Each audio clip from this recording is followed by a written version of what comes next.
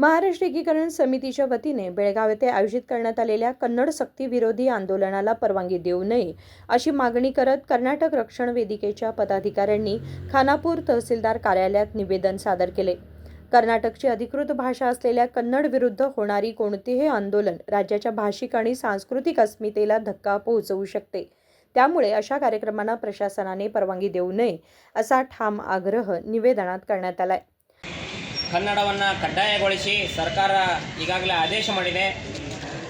ಏನಪ್ಪ ಅಂತ ಹೇಳಿದ್ರೆ ಕರ್ನಾಟಕ ರಕ್ಷಣಾ ವೇದಿಕೆಯ ಹೋರಾಟದ ಫಲವಾಗಿ ಕರ್ನಾಟಕ ರಾಜ್ಯದ ಘನ ಸರ್ಕಾರ ಕಳೆದ ಒಂದು ವರ್ಷದ ಹಿಂದೆ ಕರ್ನಾಟಕದಲ್ಲಿ ಕನ್ನಡವನ್ನು ಕಡ್ಡಾಯಗೊಳಿಸಿ ಈ ನಾಮಫಲಕಗಳಲ್ಲಿ ಆಗಿರಬಹುದು ಅಥವಾ ಬ್ಯಾನರ್ಗಳಲ್ಲಿ ಆಗಿರಬಹುದು ಎಲ್ಲ ಕಡೆಗೂ ಕೂಡ ಸರ್ಕಾರಿ ಕಚೇರಿಗಳಿರಬಹುದು ಅಥವಾ ಖಾಸಗಿ ಕಂಪನಿಗಳಿರಬಹುದು, ಅದರ ಜೊತೆಗೆ ಶಾಲಾ ಕಾಲೇಜುಗಳು ಇರ್ಬೋದು, ಎಲ್ಲ ಕಡೆಗೂ ಕೂಡ ಅಂಗಡಿ ಮುಗ್ಗಟ್ಟುಗಳ ಮೇಲೆ ಇರ್ಬೋದು, ನಾಮಫಲಕಗಳಲ್ಲಿ 60% ಕನ್ನಡಕ್ಕೆ ಆದ್ಯತೆಯನ್ನು ನೀಡಿ ಬೇರೆ ಭಾಷೆಯನ್ನು ಬಳಸಬೇಕು ಅಂತ ಸರ್ಕಾರ ಆದೇಶವನ್ನು ಮಾಡಿದೆ। ಆದರೆ ಈ ಕನ್ನಡ ಕಡ್ಡಾಯ ಏನು ಸರ್ಕಾರ ನೀತಿನ ಜಾರಿಗೆ ತಂದಿದೆ, ಇದರ ವಿರುದ್ಧ ಇದನ್ನು ನಿಲ್ಲಿಸಬೇಕು ಅಂತೇಳಿ ಅದನ್ನು ವಿರೋಧಿಸಿ MESನವರು ಇದೇ 22ನೇ ತಾರೀಕಿನಂದು ಹೋರಾಟವನ್ನು ಮಾಡ್ತಾ ಇದ್ದಾರೆ।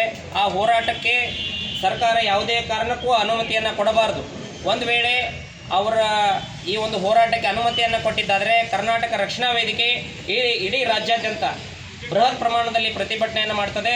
ಅದರ ಜೊತೆಗೆ ಅಲ್ಲಿ ಯಾವುದಾದರೂ ಅಹಿತಕರ ಘಟನೆಗಳು ಜರುಗಿದರೆ ಅದಕ್ಕೆ ಕರ್ನಾಟಕ ಸರ್ಕಾರವೇ ಹೊಣೆ ಅಂತೇಳಿ ಈ ಮೂಲಕ ನಾವು ಹೇಳಿಕ್ಕೆ ಬಯಸ್ತೇವೆ।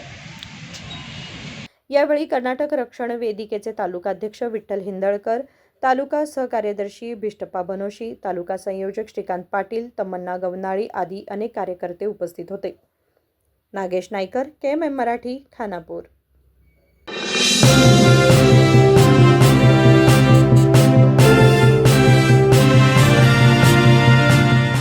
100 years, 100 days, 100% off on making charges. Bhima Legacy Fest 100 days offer. Get up to 100% off on making charges on gold, silver and diamond. And get a free 24 karat gold bar on every ₹1 lakh diamond value. Available at all Bhima showrooms. TNC apply.